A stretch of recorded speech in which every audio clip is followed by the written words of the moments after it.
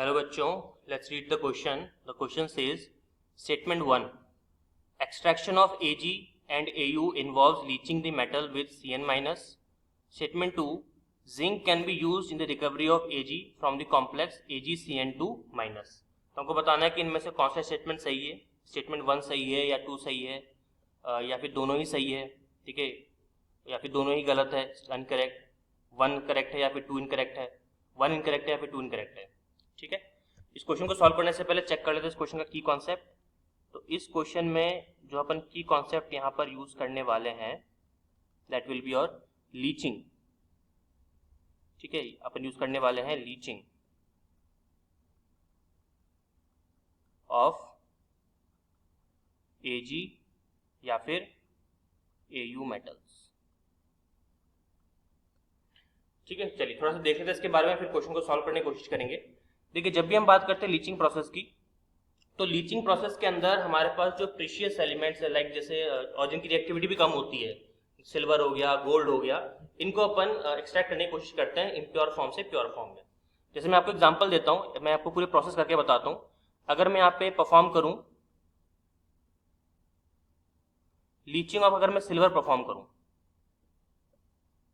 तो देखिए first step के अंदर क्या होता है, आपके पास जो सिल्वर है वो बहुत ही जाहिर सी बात है कि इम्प्योर स्टेट में ही होगा, तभी तो उसको प्योरीफाई करने वाली जरूरत क्या पड़ती है, अपन डायरेक्टली यूज कर लेते हैं.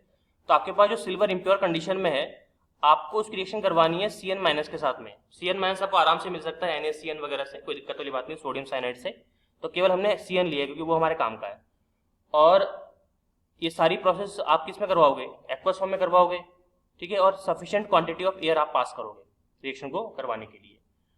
तो रिएक्शन को जब अपन करवाते हैं तो हमें क्या मिलता है, हमें मिलता है कॉम्प्लेक्स, सॉल्युबल कॉम्प्लेक्स मिलता है, जो कि होता है AgCN का होल ट्वाइस माइनस, और साथ में आपका 4OH माइनस बाहर निकल जाता है.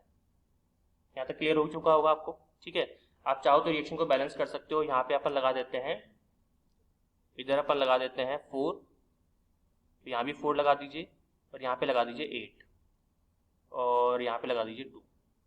हाँ, तो रिएक्शन बैलेंस हो जाएगी. ये बन गया आपका एक सॉल्युबल कॉम्प्लेक्स, जो कि सॉल्युबल स्टेट में रहता है, आराम से घुल जाता है, इसके सॉलिड पार्टिकल्स आपको नहीं दिखेंगे.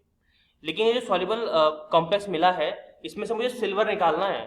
तो सिल्वर निकालने का तरीका बहुत ही सिंपल है. आप देखिए, आपको करना कुछ नहीं है. स्टेप 2 के अंदर जो भी कॉम्प्लेक्स आपको मिला था AgCN2 होल माइनस, इसमें आप क्या डाल दीजिए, क्या डालिए बताइए, जिंक का पाउडर डाल दो ना यार. जिंक पाउडर डाल दीजिए आप इसमें. जिंक पाउडर जैसे आप डालोगे तो जिंक की रिएक्टिविटी सिल्वर से ज्यादा होती है, तो आराम से डिस्प्लेसमेंट कर देगा और खुद क्या बना लेगा, ZnCN4 का होल 2 माइनस. ठीक है, और आपको 2 Ag मिलेंगे, वो भी किस फॉर्म में, वो आपको मिलेंगे प्योर फॉर्म में. ये जो सिल्वर मिला ये प्योर है, बिल्कुल शुद्ध.